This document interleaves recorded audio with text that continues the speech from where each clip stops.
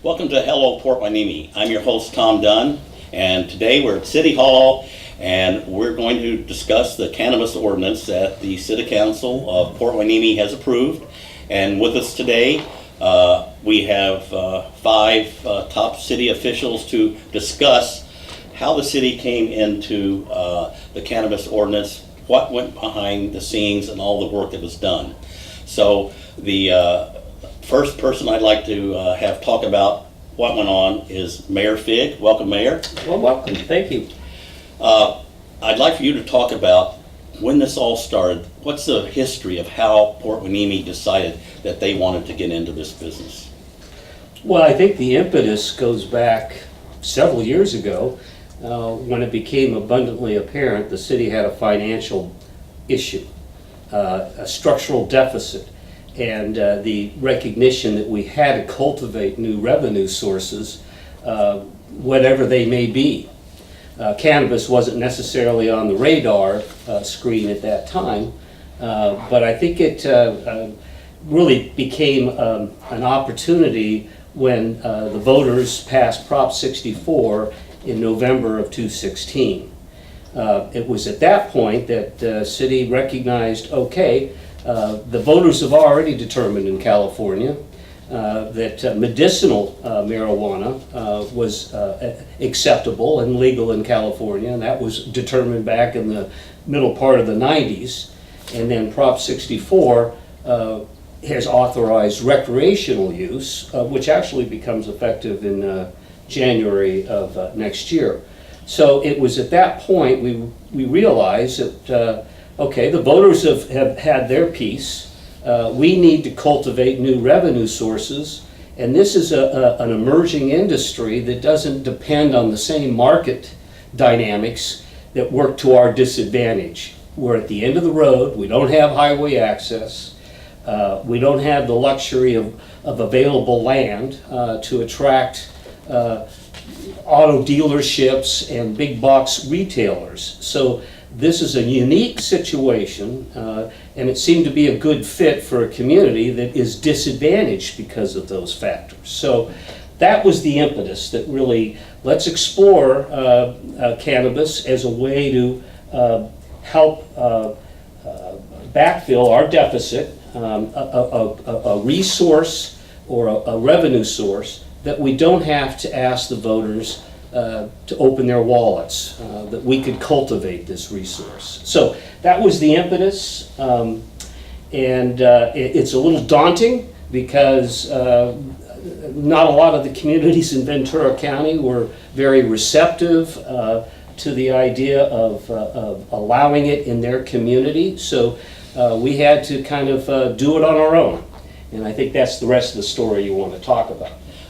I think an important part of this is that there were already a large number of residents in Port Hueneme that were using medicinal marijuana, and they got it from all different sources, and it was inconvenient for a lot of them. They couldn't travel, or it was a time delay, just all kinds of various things. So with licensed dispensary, and would make it a lot easier for the people here who use medicinal marijuana to get their prescriptions filled. Well, I think that's true, but there's another part that I think is even more relevant, is that cannabis is among us.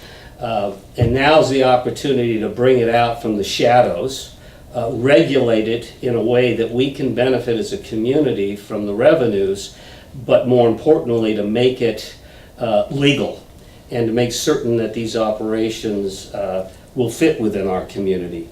So that's really, I think, a more critical aspect than the fact that that it's more convenient for people. It's more of, let's make it legal, let's do it right, let's bring it out of the shadows.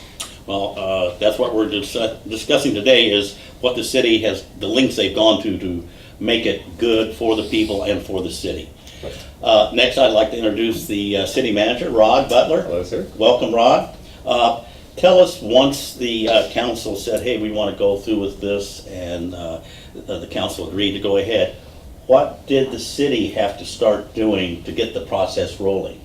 Right, so the first major step that had to happen is the city had to develop an ordinance that would allow cannabis businesses to operate legally in the city limits.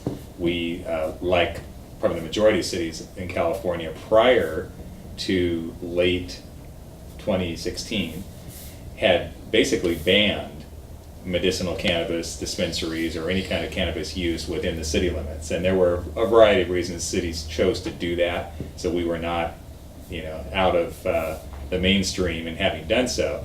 But when the council decided they wanted to at least take a look at allowing cannabis businesses in Port Hueneme, that first major step was the development of an ordinance. So the council first appointed what was called a Cannabis Ad Hoc Exploratory Committee, and this was all happening October, November, December of 2016. I arrived on the scene as city manager in early December of last year, so they had already made that decision to appoint a committee, and I believe it was 2 council members, the police chief, who was then an interim police chief, Bob Albertson, and the city manager. I think those were the 4, unless I'm forgetting the 5th person there. But anyway, bottom line is that group had probably 3 or 4 meetings. Those were all open to the public.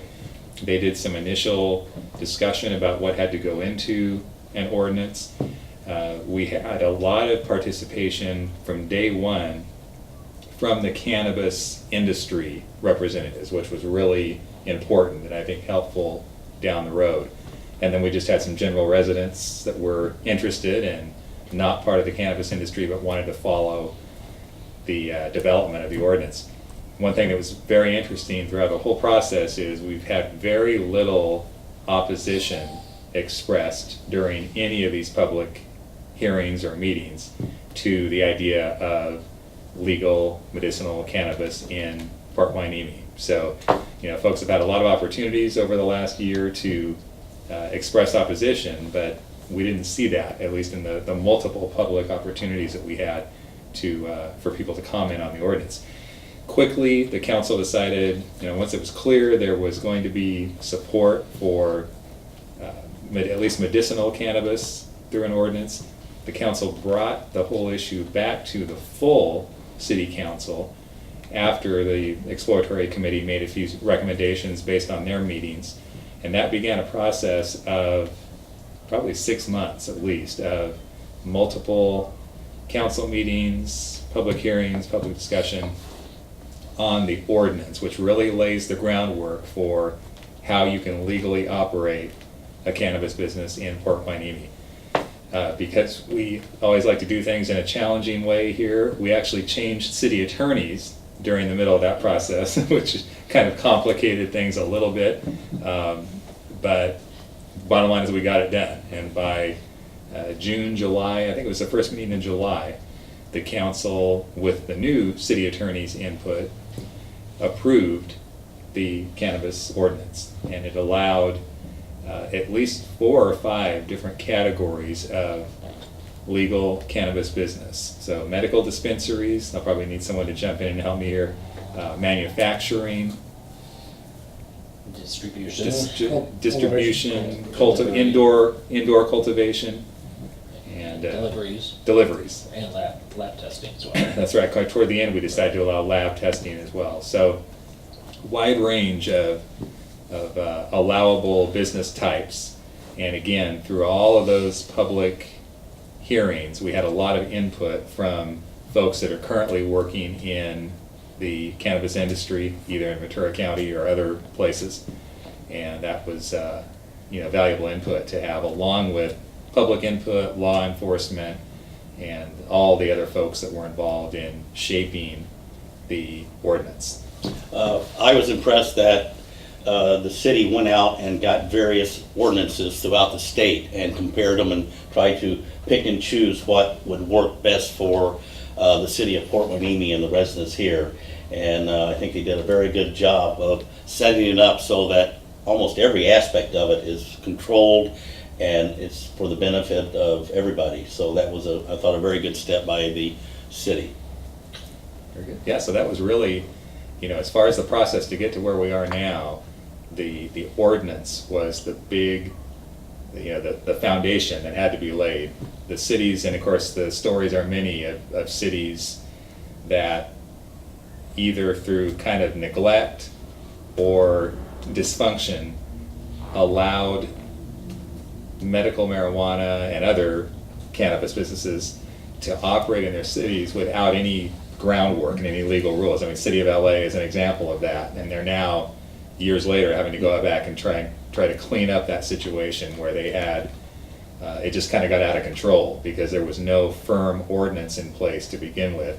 And I think that's one thing that the council really, thought strongly about and did correctly, that, let's all agree on what the ground rules are going to be, and that ordinance document is what sets those rules. Good. Okay, thank you very much. Next, we go to the community itself, and Tony Stewart is our Community Relations Director. Tony, would you tell us the involvement that you had in, again, going the next step and getting it all worked out into the community? Okay, thanks, Tom. So at this point with the actual ordinance in place, we have been taking many calls and meetings with many very interested parties wanting to basically take advantage of the ordinance.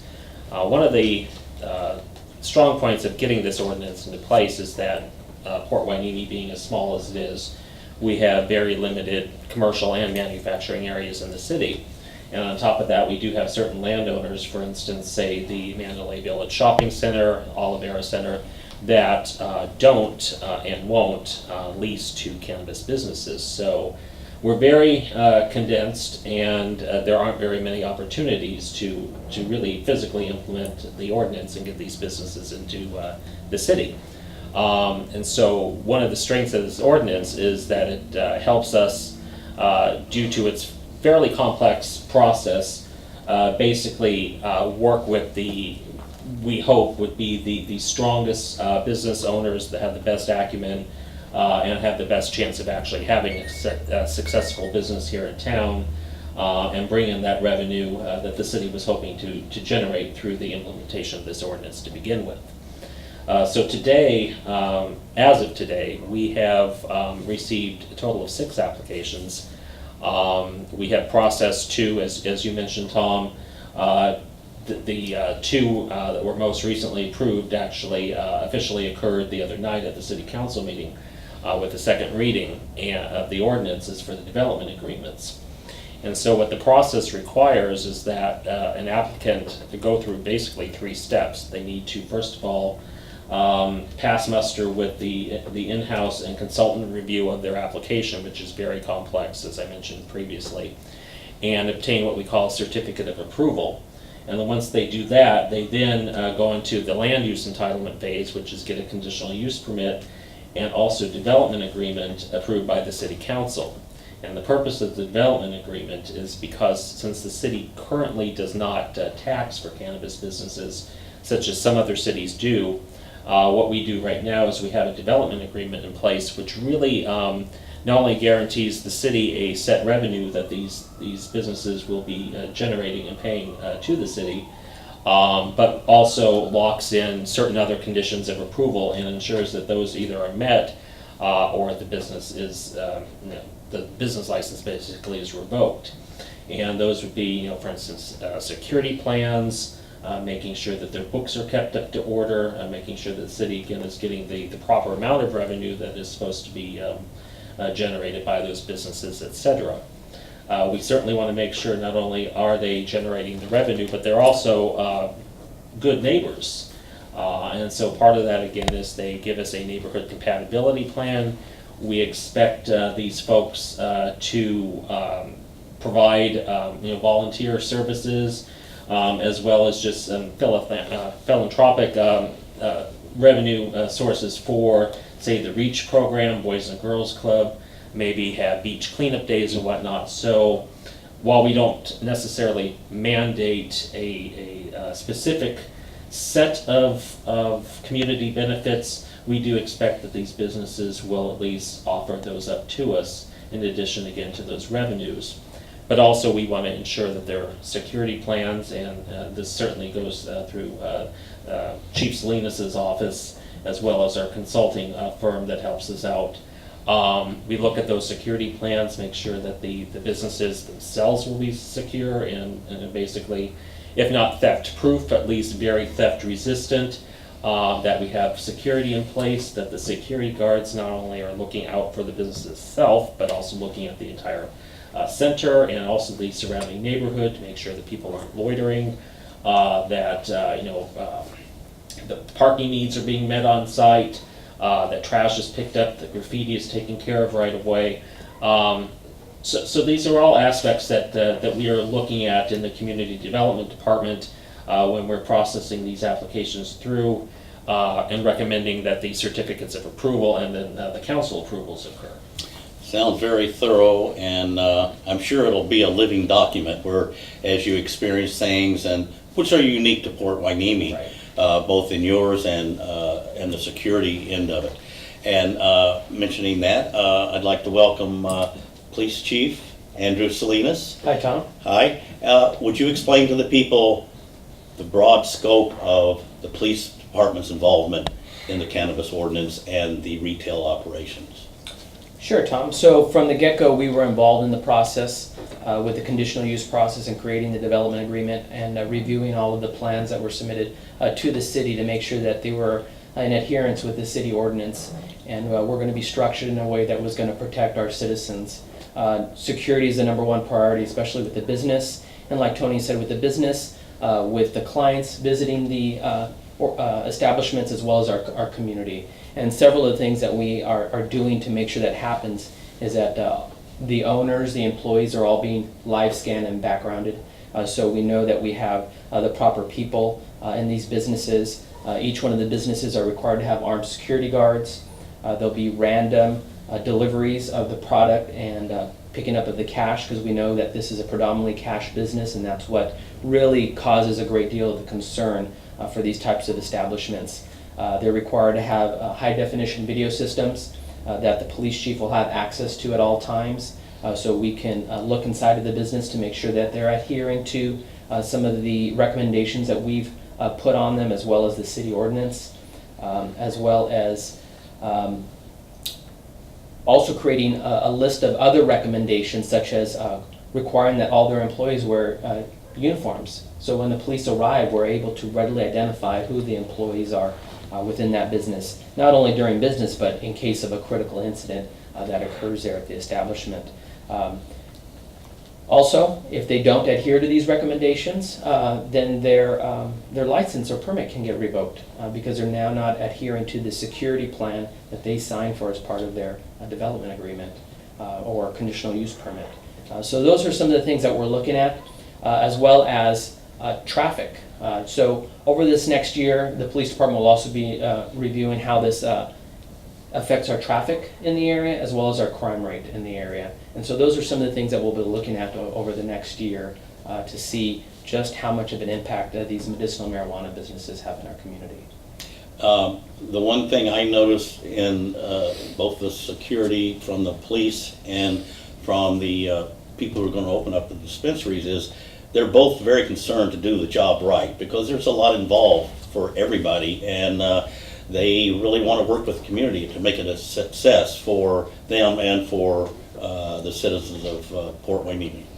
That's something that I have seen during this process, is they take this responsibility very seriously. They realize that they're on the forefront, on the vanguard of medicinal marijuana dispensaries in Ventura County, and they want to get it right because they know they are forging the path here for others. And that's what we're doing here too as a city, and we want to make sure we get it right as well. And they know if they don't do it according to the laws and regulations that the city has set up, they'll lose their license. That's exactly it, and this is a very lucrative business, and they don't want to lose this opportunity. Speaking of lucrative business, we have with us Very smooth. Thank Very you. smooth. A great segue. I learned that in Broadcasting 101. Okay. This is Steve Kinney. He is our economic advisor, and lucrative business goes together, as we said, Yes. and you've been focusing on this. how did it start out and where have you gone to now currently and what do you see in the future? Sure, Tom, thank you. Well, where it started out was that I was asked by the city, because of my background in economic development, which attempts to assist businesses in a move into a community, or if established there, to improve their standing and increase their ability to hire more people. With that background in mind, at the beginning of this past year, I was engaged by the city to come in and start some economic development activities that hadn't heretofore been taking place. And I'm sort of naively thought that in conventional economic development terms, you're thinking about all the things that the mayor just said that Port Hueneme doesn't have a chance of achieving. Things like auto centers and retail malls and typical sources of tax revenue for the city. Well, and as the mayor said, that doesn't happen here in Port Hueneme. We have to look elsewhere for other types of revenue sources, hence the start into the world of cannabis. So my activity pretty quickly turned into the intersection between cannabis activities and resources that the city had to make those possible here in the community. As someone has already said, there's very little land of any type in the city, very little commercial land. Opportunities are sparse. Well, among those sparse opportunities is city-owned property. And so that's the intersection that I was talking about, because the city has its own resources, namely land, mostly vacant parcels, on which potentially a cannabis operation could take place, and from which the city could then benefit as a revenue stream. So my focus pretty quickly turned to inventorying all the land that the city owned, and then trying to classify what types of businesses or activities would be compatible with that location in the city, and then try and match that up with the kinds of cannabis uses that Rod listed earlier that are legal here in the community. Probably the best example and the best known in the community, because of the attention that's been given to it so far, is the city-owned land on Industrial Way, which has been a public works operation in the past, that's being vacated from that use, so that the city could offer that acre of land and the building on it for sale for a cannabis manufacturing operation. We went to the extent of first issuing a request for proposals from the world for anyone who felt they were both qualified and interested in carrying out a manufacturing operation there. Once we got the responses in hand, then we sorted through and evaluated which would be the best possible match for the city, and came up with a company that the city started then negotiating with. While this was going on, we also held a community meeting out at the Ocean View Pavilion, because of the fact that this one building was really embedded in an otherwise residential area on at least two sides.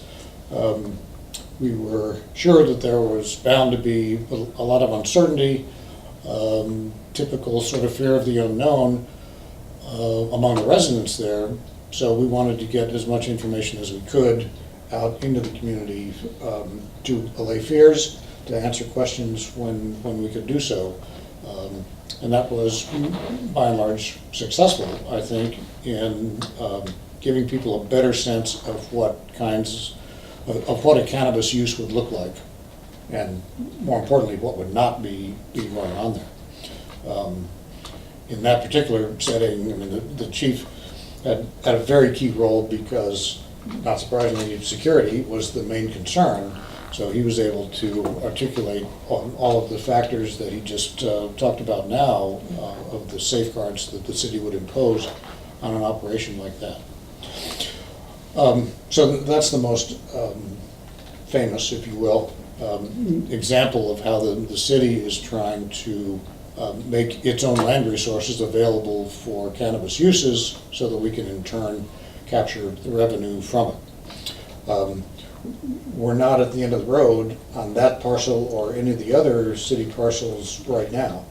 But that's the direction that we're taking, and there are probably 3 or 4 other city parcels where we may be going through a similar kind of process in the months ahead. It's time consuming, and we don't have a lot of bodies around here to to carry out all the work that's needed, so we just have to sort of line them up one by one and tackle them, and that's what we've been doing over the last several months. I'd like to ask you about the ancillary businesses that may come up down the road because of the cannabis industry being here, such as bakeries, clothing stores, different. Have you seen any interest in other businesses wanting to join in and open up in the city down the road? Frankly, not yet, Tom. I think the sort of second wave, if you want to characterize them that way, the second wave is waiting to see the first wave get a little more established before they, chart their course here. The one that comes to mind that has been a little active and is kind of funny besides is that there's been interest from a number of sources for a variation on the classic bed and breakfast establishment here in town, and we've been approached by a couple of people who would like to open a bud and breakfast operation in Port Hueneme. So far, that's just talk, but it's an example of the kind of ancillary business you referred to, so there's opportunity there. I've heard of other type of businesses that are doing what you're saying. They're waiting and they're looking for an opportunity to come and do that. And there are private fairs and let's say forums where people come on the weekends and can buy all kinds of stuff related to the cannabis industry. So I think that will down the road be something that that we can look into. I agree. Actually, now that you mention that, it reminds me that just recently someone has described to me a farmer's market sort of venue that is what we all think of as a farmer's market, except the range of products is, shall we say, expanded from the usual array. And those kinds of markets have been very popular where they've been started up, and clearly somebody's already interested in doing that here. Yeah.